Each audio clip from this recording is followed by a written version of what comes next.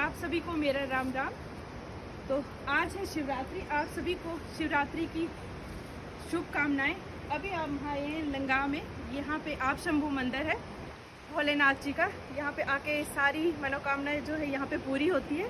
तो आज हम आपको भोलेनाथ जी के आप शंभू दर्शन करवाएंगे और इसकी कथा भी सुनाएंगे कि ये आप शंभू कैसे यहाँ पे प्रकट हुए। यहाँ पे आए, आपकी हर मनोकामना यहाँ पे आके पूरी हो जाएगी।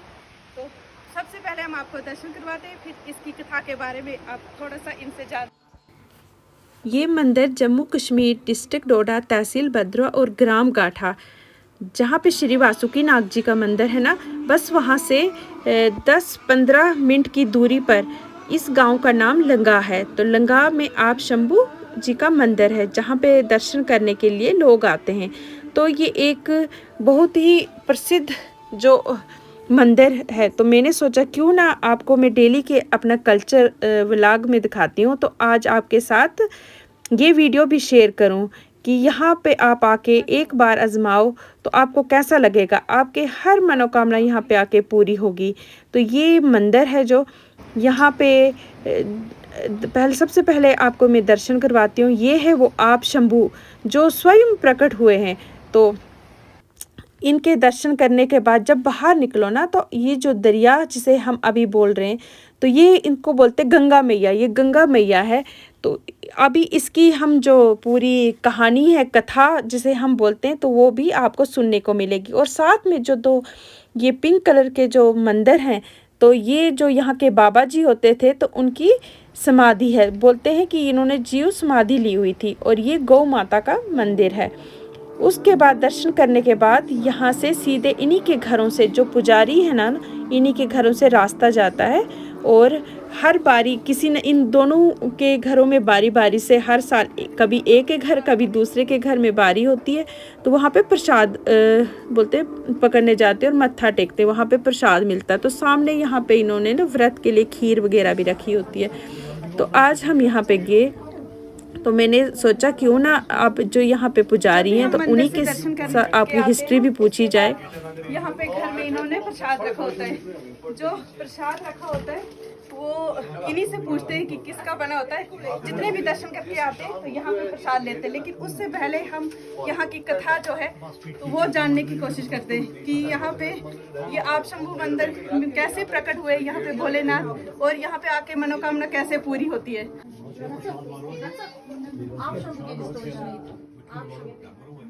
जैसे ही हम मंदिर से दर्शन करके आते हैं, तो उसके बाद यहाँ पे पुजारी जी बोलेंगे, वो बैठे होते हैं। तो यहाँ पे प्रसाद मिलता है। तो प्रसाद लेने से पहले इन्हीं से पूछते हम कि आप मंदिर के बारे में कुछ बताइए भैया।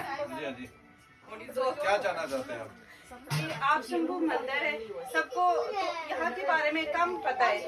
लेकिन आप बताइए पूरा कि ये आप शंभू मंदिर कैसे प्रकट हुए, कितनी देर के, और हमें तो यहाँ की पूरी यकीन है कि यहाँ पे आके मनोकामना पूरी होती है। तो ये जो कितनी देर आप पूरा, देखिए मैं आपको थोड़ा बताऊं, शिवलिंग कई प्रकार के होते हैं। जैसे कोई स्थापना किया जाता है शिवलिंग का, वो स्वयं प्रकट होते हैं, उसको स्थापना कोई नहीं करता।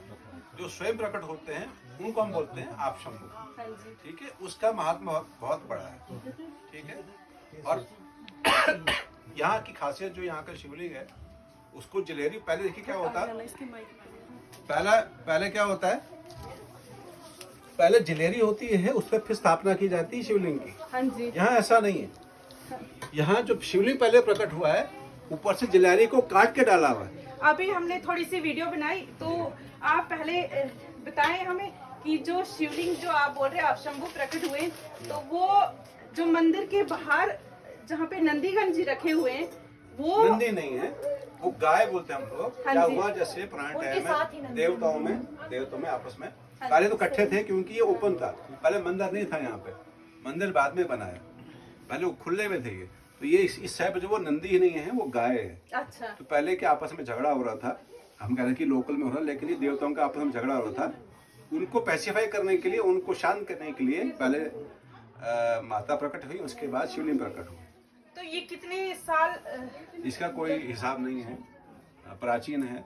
तो यहाँ के जो जैसे पुजारी भद्रवा है प्राचीन वो है। मतलब हाँ, वो बाद में आए। वो बाद में आए। पहले एक सिद्ध पुरुष यहाँ पे आए, वो यहाँ पे बैठ के साधना करते थे। उन्होंने फिर एक परिवार को लिया, जो ये परिवार यहाँ बैठा है। उन्होंने फिर कहा भाई तू उनको आज्ञा करी अच्छा कि आप जाके ये जो यहाँ पे शिवलिंग है और मैं जो यहाँ पे बैठूंगा जीव समाधि के रूप में, आप हमारी सेवा करो। तो जो साथ में दो छोटे मंदिर है ना, हाँ जी उसके इधर वाला जो है वो वाला जीव समाधि का है, और साथ वाला जो है उनके शिष्य का है।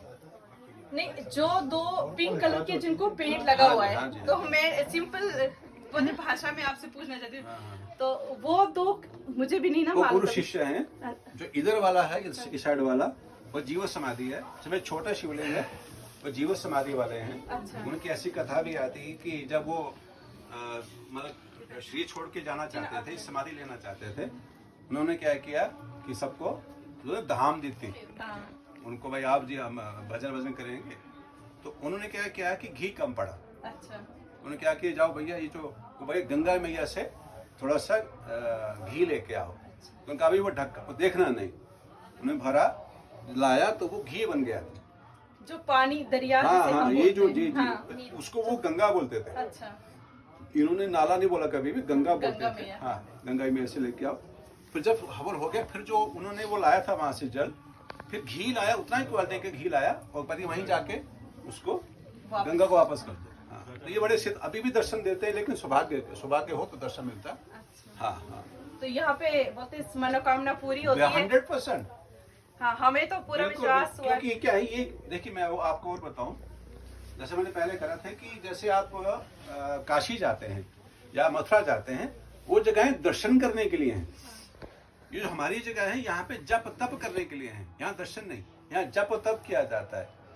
कृपा प्राप्त ऐसी होती है हमारे यहाँ। हाँ जी जी। तो वहाँ से जब दर्शन करके आते हैं तो यहाँ पे आपने प्रसाद रखा होता है। जी, जी। जैसे आप ये क्या प्रसाद में आप डालते हो? ये गुड़ है, इसमें गुड़ का पानी आप कह सकते हो। हाँ, ये थोड़ा सबको सा। प्रसाद दिया जी जाता हाँ है। जी हाँ, बिल्कुल बिल्कुल। और साथ में जैसे यहाँ पे मिक्स है, ये फ्रूट वगैरह है, थोड़ा सा इसमें शक्कर है, और थोड़ा सा भांग का जो हम मांगते हैं भगवान का प्रसाद है, थोड़ा मिक्स करके हम लोगों को देते हैं प्रसाद।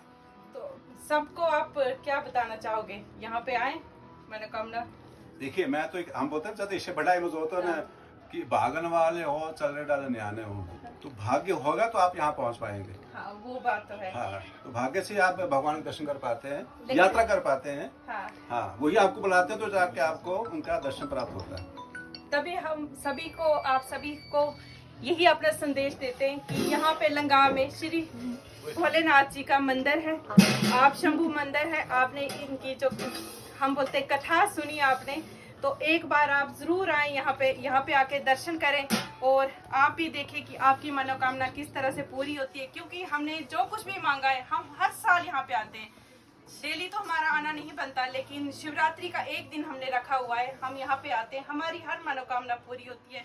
आप भी आएं और यहाँ पे आप जो भी आपकी मनोकामना होगी जरूर पूरी होगी। तो बस यही भोलेनाथ जी से सबके लिए हम भी ये चाहते हैं कि आपका बल्ला और बढ़े। आप सबका अच्छा काम कर रहे हैं। आशीर्वाद हो। हाँ, हमेशा ठीक है, हमेशा अच्छे काम के लिए क्या हम। चलो हर हर महादेव। हर हर। कथा सुनने के बाद फिर से एक बार मैं आपको आप शंभू जी के दर्शन करवा रही हूँ। तो ये आप शंभू जी हैं।